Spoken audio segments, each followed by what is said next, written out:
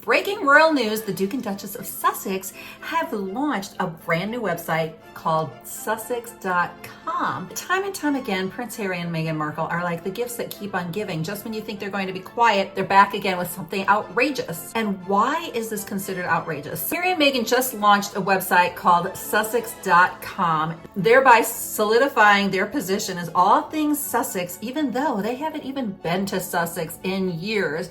And I'm wondering, what do the people of Sussex in England think about this? They have a Duke and a Duchess who are claiming their positions and their title, but simultaneously disrespecting the royal family and the area that they're supposed to represent. There's a lot of talk as to why this Sussex rebrand is problematic and why this website is problematic. And so let me explain it to those of you who don't know, because I had to take a minute to understand why as well. We're also wondering if this is going to be the thing that's going to finally make them lose their peerages as the Duke and Duchess of Sussex, because they crossed a line. They actually had a website at one point called Sussex Royals that was taken from them, or the royal family was like, you can't use that, take it down, because you had an agreement called the Sandringham Agreement, which was also kind of the Megxit Agreement, which said that you would not use the royal family for business purposes, for commercial reasons, and not have websites that do the same. Also, it's very questionable as to why now, and yet many of us who have been around Harry and Meghan for a while kind of understand why. Just as soon as King Charles and Queen Camilla head into London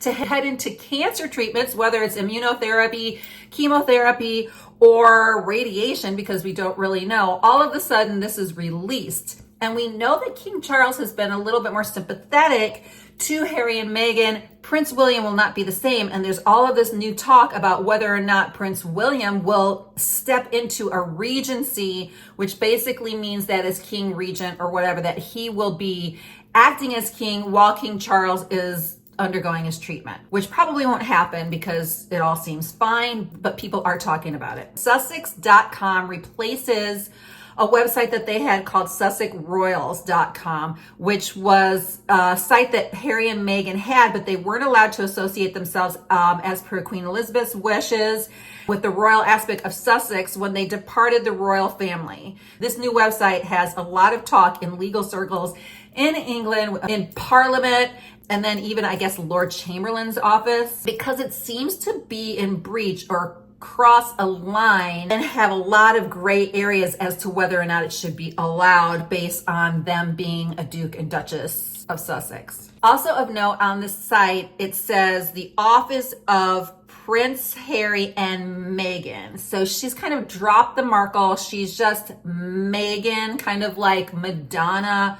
Meghan, Duchess of Sussex, or artist formerly known as Prince. And appears to be a rebranding for the Sussexes. Their previous focus was on Archewell, which many of us were confused about. Like, is Archewell a nonprofit?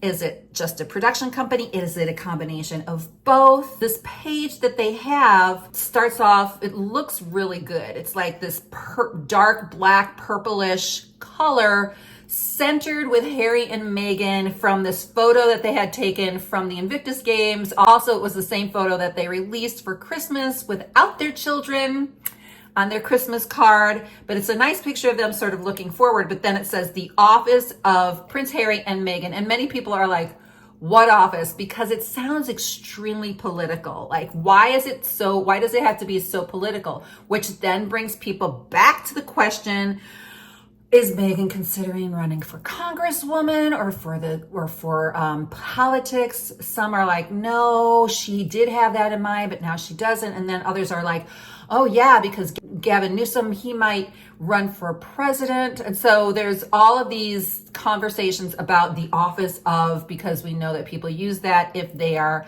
in political or royal circles. And because of those colors and the look, it's more regal, kind of formal, representing confidence and hope, and yet definitely falls in line with what they say that they are sharing, business and philanthropy. And the fact that they say business, that's what's problematic. A huge problem is this coat of arms. So they use the coat of arms that they have there that Meghan helped create. They got a coat of arms when they were married, because that's kind of what happens. But they weren't allowed to keep, as we know, the Sussex Royals, because it crossed the line from their agreement with the Queen during their exit, Harry and Meghan's coat of arms, it apparently crosses this line from what they call the royal warrants. So when royals apply for a coat of arms, there's certain rules, and they're not supposed to have any sites that are pointing to or profiting from their connection with the family according to the Trademark Act of 1994, unless they apply and have permission, which maybe they did have permission. So a royal crest is not supposed to be used commercially. And the Mirror, of course, they had this really funny joke where they said, I guess they used the name Sussex.com because H&M had already been taken, which is sort of a funny joke. But everyone's wondering, can they be sued and can they be forced to take down this site? And will they be given the choice of, okay, either take down the site or you're going to lose your titles, which losing their titles is not as simple as you would think. They have to go through this whole thing with Parliament. A law has to be changed, and then the king can sign off on it. That we know there have been applications and suggestions for that in Parliament for a while. So could this be the thing that finally is like the straw that broke the camel's back, where they're like, we are done. We have tried so hard, and yet they're crossing the line. The king's in the hospital and getting cancer treatments, and Harry and Meghan all of a sudden decide now to sort of go into this gray area regarding their coat of arms, Sussex.com, and then going all in with this rebranding. Will it be a problem? So one phrase that they sort of use is sharing business and philanthropy. Maybe if they just talked about philanthropy and giving back and sharing and it didn't look as commercial, maybe that would be fine, but that's the area where they're like, oh, that might be a problem. Now, there's these bios, and Harry still is promoting his connection to the African parks, which recently was under investigation for some awful human rights violations. And he is still promoting his connection of being on the board, which is somewhat like questionable. Like, why would he even do that in the midst of all this? And then they talks about his connections to Travelist, which a lot of people are saying, gosh, you know, he's still flying some private jets. Like, why is it sort of like everybody needs to fly economically and yet I don't have to?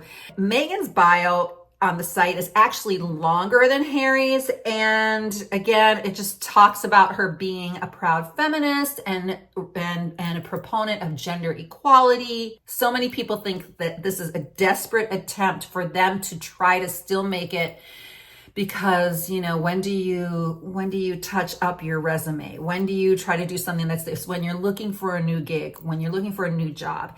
And things have not been going that great for them. But their agency is sort of trying to figure out where they lay, like what are they going to do. But this particular site has brought up a lot of criticism, whether or not it's warranted, because it does seem like it's creating a lot of drama, especially in the UK. And amongst people like us who have been following them, it just seems like, okay, what is this? And yet at the same time, if you are in their court, I guess it makes sense because they're just trying to do something different that will finally work. But anyhow, I'm Deanna from Hot for History. Wanted to share this. I want to know what you guys think. And I really want to hear from the people of Sussex. I have a personal history. My family line goes all the way back, and it's from Sussex. It's from an area called Lewis. Ancient ancestor being William de Varenne, or de Warenne, as some people say, who was connected with William the Conqueror. It's a very rich and beautiful area, and I personally have some pride in the area, even though I've only visited there a few times, but that's where my family history is. So it bothers me